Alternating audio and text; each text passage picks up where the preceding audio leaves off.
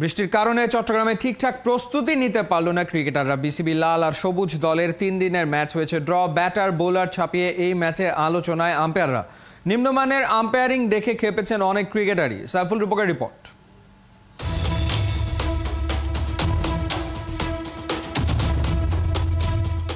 Bat হাতে aggressive নয়, 1 রানে আউট হয়েই ভিন্ন রূপে। চট্টগ্রামে রেগে আগুন সৌম্য। বৃষ্টির মধ্যেও উত্তাপ কমেনি।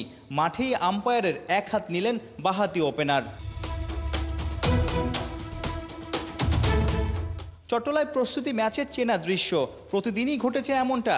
আম্পায়ারের সিদ্ধান্ত না মেনে এর আগেও চটেছেন বেশ কজন ব্যাটার, যদিও সবাইকে ছাড়িয়ে সৌম্য কড়া ভাষায় আম্পায়ারকে নিজের ব্যাখ্যা দিয়ে গেছেন মিনিট 3।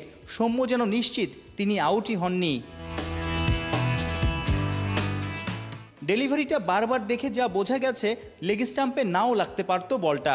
আম্পায়ারের সিদ্ধান্তটা হয়তো ভুল, কিন্তু টেস্টের প্রস্তুতিতে সাদা পোশাকের খেলায় ইনিংসের শুরুতেই কেন রিভার্স সুইপ খেলতে হবে সৌম্য সরকারকে? বাংলাদেশের ব্যাটারদের বেলায় দেখা যায় টি-20তে একের পর এক ডট, লঙ্গার ভার্সনের খেলায় আবার দ্রুত রান তোলার ইন্টেন্ট। ভুলে ভরা টাইগার ক্রিকেট, সঠিক দিশার দেখা নাই।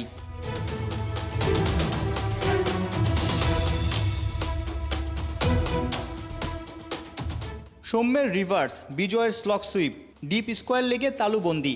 এই ফরম্যাটে দুই বন্ধুর আউটের ধরনই এক কথায় ক্রাইম, মেনে নেয়ার মতো নয়। ধৈর্যের খেলায় বাংলার ক্রিকেটাররা বড় অধৈর্য, বারে বারে তা প্রমাণ হচ্ছে। তাই হয়তো 2 যুগ ধরে টেস্ট খেলেও নড়বড়ে অবস্থা।